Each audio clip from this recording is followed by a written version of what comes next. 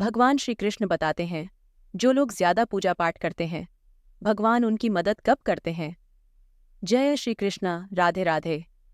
एक शांतिपूर्ण सुबह थी, जब द्वारका नगरी में सूरज की सुनहरी किरणें यमुना के चमकते जल को चूम रही थीं। तभी देवी सत्यभामा भगवान श्री कृष्ण के पास आई।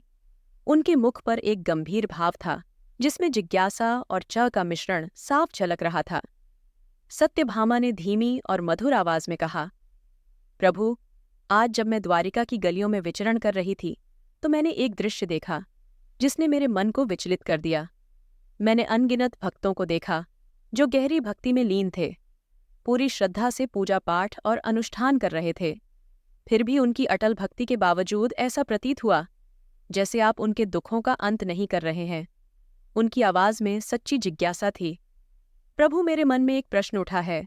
जो लोग निरंतर पूजा पाठ और भक्ति में लगे रहते हैं, आप उनकी मदद कब करते हैं? इन शब्दों के साथ सत्यभामा ने भगवान श्री कृष्ण की ओर देखा। उनके उत्तर की प्रतीक्षा करते हुए श्रोताओं तब मुस्कुराते हुए भगवान श्री कृष्ण कहते हैं, हे देवी सत्यभामा, आज आपने जगत कल्याण के लिए उत्तम प्रश्न किया है। आज मैं आपको आपके इस प्रश्न का उत्तर एक कथा के माध्यम से देता हूँ। इसे आप ध्यान से सुनिए। इस कथा को जो भी भक्त पूरा ध्यान से सुनता है और इसका प्रचार करता है, तो उसके समस्त दुखों का नाश हो जाता है, उसकी दरिद्रता दूर होती है और सदा के लिए वह इस संसार की मोह माया से विरक्त हो जाता है। तब देवी सत्यभामा कहती है, हे स्वामी, आपके मुख से इस कथा का श्रवण करना बड़े सौभाग्य की बात है। कृपया आप मुझसे वह कथा कहिए, मैं इसे ध्यान से पूरा अवश्य सुनूंगी। तब भगवान श्री कृष्ण देवी सत्यभामा को वह कथा सुनाने लगते हैं। प्रिय श्रोताओं, इस कथा को आप ध्यान से पूरा अवश्य सुनिए, क्योंकि आधा अधूरा ज्ञान घातक हो सकता है। तो चलिए आपको सुनाते हैं। वह था, साथ ही कमेंट में हर हर महादेव या जय श्री कृष्णा अवश्य लिखें। श्रोताओं, भगवान कृष्ण कहते हैं, हे देवी तारा, छोटी जाति की एक गरीब औरत थी। काफी समय पहले उसके पति और बच्चे हैजे की भय चढ़ गए थे। जब गांव में उसके खाने पीने के लाले पड़ गए, तब वह अपना बचा हुआ सामान समेटकर शहर आ गई थी। वह शहर की सीमा पर बनी एक झोपड़ी में रहती थी। उसी शहर की सीमा पर एक राम मंदिर था। छोटी जाति का होने के कारण उसका मंदिर के अंदर जाना मना था। इसीलिए वह उस राम मंदिर की सीढ़ियों और उसके आसपास की सफाई करके अपना पेट भरती थी। कुछ दिनों बाद रामनवमी थी। इस उत्सव की तैयारी के लिए मंदिर की साफ सफाई और सजावट का काम तेजी से चल रहा था। बेचारी तारा को समझ में नहीं आ रहा था कि यह सब क्या हो रहा है। आखिरकार हारकर वह काम करने वाले एक आदमी से पूछती है, ये सब क्या हो रहा है? इतनी सजावट क्यों हो रही है? उस आदमी ने बताया, अरे पगली, तुझे नहीं पता, रामनवमी आने वाली है, इसलिए मंदिर की इतनी साफ सफाई और सजावट का काम चल रहा है। तारा ने उस आदमी से पूछा, यह रामम क्या होती है भैया? उस आदमी ने कहा, तू सचमुच बहुत भोली है। रावण में एक बहुत बड़ा त्योहार है। इस दिन भगवान श्री राम का जन्म हुआ था। उनके जन्मदिन को धूमधाम से मनाने के लिए रावण में वाले दिन हर साल राम लल्ला की झांकी निकलती है। वह सब घरों में जाते हैं और वहां लोग उनकी आरती उतारते हैं और उन्हें प्रसाद खिलाते हैं। कई सालों से ऐसी परंपरा चली आ रही है। बात तारा की समझ में आ गई। फिर वह अपने काम में लग गई, लेकिन उसके मन में भी राम लल्ला के दर्शन की इच्छा जाग गई थी। उसके मन में अब दिन रात राम लला का ही ख्याल रहता था। राम नवमी में अभी 2 दिन बाकी थे। उस दिन तारा हमेशा की तरह मंदिर की सीढ़ियों की सफाई कर रही थी। उस दिन मंदिर में पंडित जी भक्तों को राम कथा सुना रहे थे और वो मंदिर के अंदर नहीं जा सकती थी, मगर पंडित जी की आवाज उसके कानों में साफ साफ सुनाई दे रही थी। पंडित श्री राम कथा के शबरी का प्रसंग बताते हुए कह रहे थे कि शबरी रोज अपने द्वार को सजाती और सड़क से लेकर अपने घर के दरवाजे तक फूल बिछाती। वह भगवान को भोग लगाने के लिए रोज अपनी बगिया से मीठे मीठे बेर तोड़ती थी। भगवान को खाने में कोई बेर न मिल जाए, इसलिए वह इन बेरों को स्वयं चक्कर रखती थी। उसकी यह हरकत देखकर लोग उसे पागल कहाँ करते थे। आखिरकार एक दिन श्री राम ने उसे दर्शन दिए। प्रभु राम न केवल शबरी के घर आए, बल्कि उन्होंने उसके झूठे बेर खाकर उसकी भक्ति की लाज रख ली। बोलो सियावर रामचंद्र की जय। यह सब सुनकर तारा का मन भगवान राम के प्रति श्रद्धा से भर गया। उसके मन में राम लल्ला के दर्शन की भावना और तेज हो गई। 2 दिन बाद रामनवमी भी आ गई। बड़ी मुश्किल से तारा सुबह सुबह नहा धोकर थोड़े से बेर और आरती का सामान लिए रामलला के दर्शन करने मंदिर की सीढ़ियों के पास आकर खड़ी हो गई। रामलला की झांकी निकलने वाली थी। तारा भी उनकी तरह रामलला के दर्शन और आरती करना चाहती थी। तभी मंदिर के सेवकों की नज़र तारा पर पड़ गई।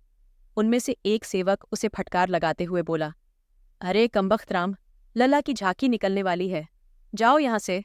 तारा बोली, भैया मैं भी रामलला के दर्शन और उनकी आरती करना चाहती हूँ। सेवक बोला, पागल हो गई है क्या?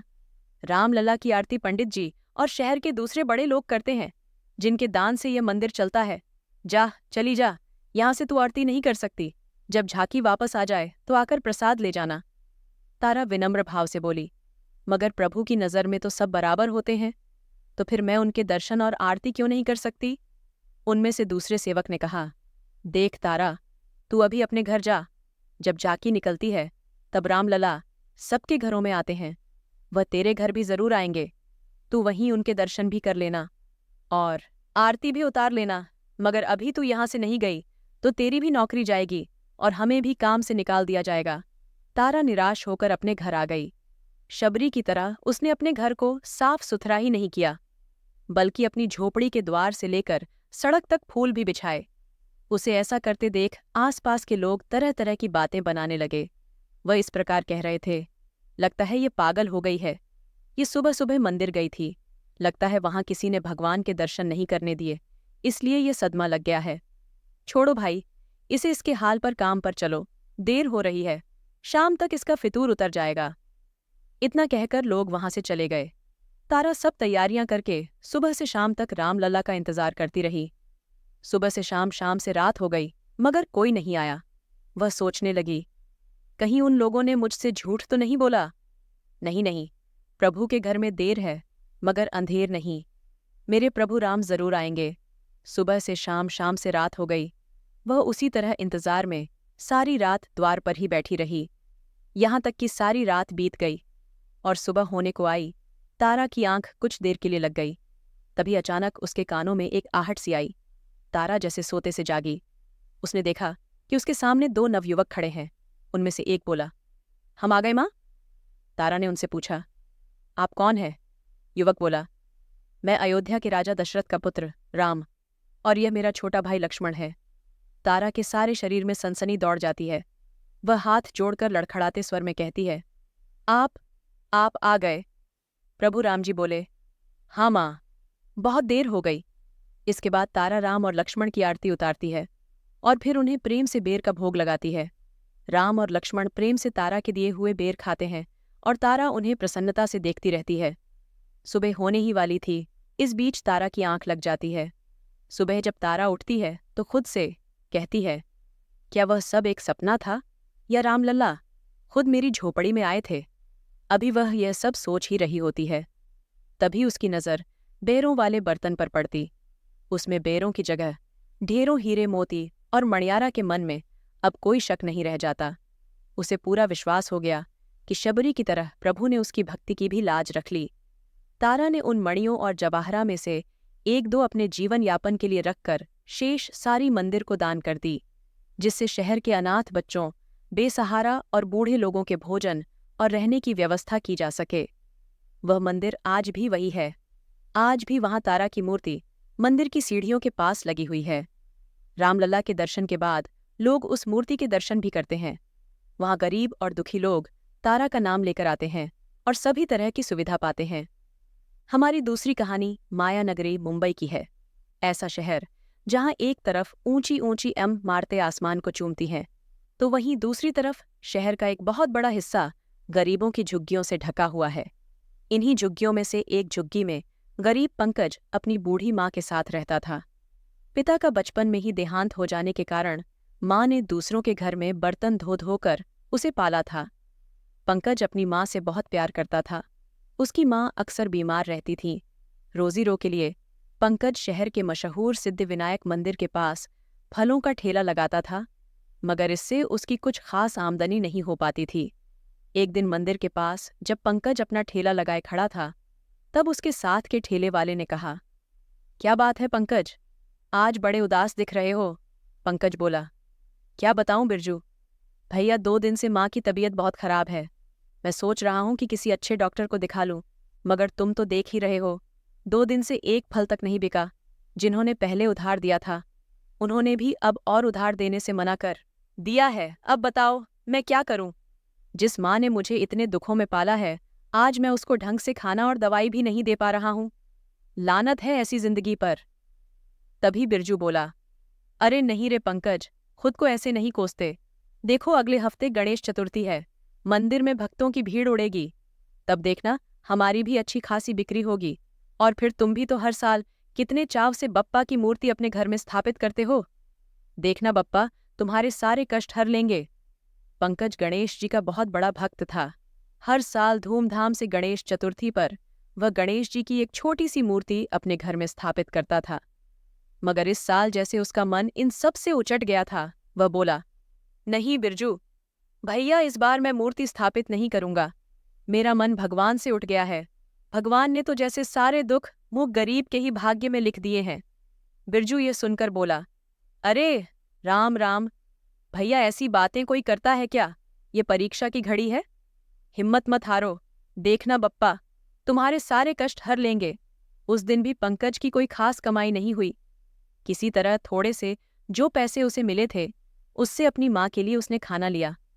फल तो उसके पास थे ही, मगर दवाई फिर भी नहीं ले पाया। उसने घर जाकर देखा तो उसकी माँ की तबीयत और बदतर हो गई थी। किसी तरह उसने माँ को खाना खिलाया और फिर उन्हें सुलाकर खुद भूखे पेट सो गया। माँ की हालत देखकर जैसे उसकी भूख प्यास सब मिट गई थी। अगले दिन उसने फिर मंदिर के पास ठेला लगाया। वह बिरजू से बोला, देखा बिरजू भैया, सूरज सिर पर चढ़ आया है, लेकिन अभी तक कोई ग्राहक नहीं आया। बिरजू बोला, आएगा आएगा, पंकज धीरज रख। मगर शाम हो गई और एक भी ग्राहक नहीं आया। उस दिन पंकज की कोई आमदनी नहीं हुई। वह मन ही मन सोचने लगा, हे भगवान, क्या तेरे दिल में हम गरीबों के लिए कोई जगह नहीं है।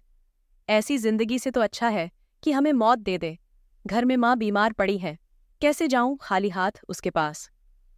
शाम को दुखी मन से वह अपना ठेला लेकर घर जाने ही वाला था कि तभी उसके कानों में आवाज आई, ओ फल वाले भैया, मुझे फल चाहिए। पंकज ने पलट कर देखा तो एक प्यारा सा गोलम टोल बच्चा वहां खड़ा था। पंकज ने उससे पूछा, कितने फल चाहिए बेटा। बच्चा बोला, मुझे तो सब चाहिए, बोलो दोगे। पंकज बोला, हाँ हाँ क्यों नहीं। इतना कहने के बाद पंकज झट से ठेले के सारे फलों को एक थैली में बांध देता और फिर उस बच्चे से कहता है, बताओ बेटा तुम्हारा घर कहाँ है, मैं फल पहुंचा देता हूँ। बच्चा बोला, नहीं नहीं, इन्हें लेकर मैं खुद चला जाऊंगा। बताओ कितने पैसे हुए तुम्हारे। पंकज बोला, अब क्या बताऊं बेटा, तुम ही मेरे पहले ग्राहक भी हो और आखिरी भी, जो देना चाहो दे दो। बच्चे ने जेब से एक 500 का नोट निकाला और पंकज को दिया। पंकज बोला, अरे बेटा मुश्किल से 50 के फल होंगे, अब तुम्हें देने के लिए छुट्टे कहाँ से लाऊं। बच्चा मुस्कुराकर बोला, इन्हें रख लो और इससे अपनी माँ के लिए दवाइयाँ लेते जाना। इतना कहकर बच्चा वहां से जाने लगा। पंकज सोचने लगा, अरे इस बच्चे को माँ के बारे में कैसे पता। लेकिन इससे पहले कि वह कुछ पूछ पाता, बच्चा वहां से जा चुका था। उस दिन सबसे पहले पंकज ने अपनी माँ के लिए दवाइयाँ खरीदी। कई दिनों बाद ढंग का खाना और दवाइयाँ मिलने से माँ की तबीयत में कुछ सुधार आया और वह आराम से सो गई। अगले दिन गणेश चतुर्थी का त्योहार शुरू हो गया। वैसे तो इस बार पंकज का मन नहीं था, परंतु फिर भी उसने बिरजू के कहने पर भगवान गणेश की मूर्ति अपनी झुग्गी में स्थापित कर ली। आज पूजा का चौथा दिन था। माँ की तबीयत बहुत बिगड़ गई थी। पंकज दौड़कर डॉक्टर को बुला लाया। डॉक्टर ने माँ की हालत देखकर कहा, आपने दवाई शुरू करने में बहुत देर कर दी। अब आपकी माँ बस कुछ पल की ही मेहमान है, हिम्मत से काम लीजिए। इतना कहकर डॉक्टर तो वहां से चला गया, लेकिन पंकज वहीं अपनी माँ के सिरने बैठ गया। उसकी आंखों में आंसू भरे थे। जो चीज उसे दुनिया में सबसे प्यारी थी, अब उसे छिन जाने वाली थी और वह चाहकर भी कुछ नहीं कर सकता था। अचानक से उसकी माँ की सांसें तेज होने लगीं, आंखें उलट गईं और शरीर ठंडा पड़ गया। पंकज जैसे बद्धवास सा हो गया। घनी झोपड़ियां होने के कारण वहां दिन में भी अंधेरा रहता था। पंकज की झोपड़ी भी अंधेरे में ही डूबी थी। केवल जहां गणेश जी की मूर्ति थी वहां दीपक टिमटिमाता था। पंकज को और कुछ नहीं सूझा।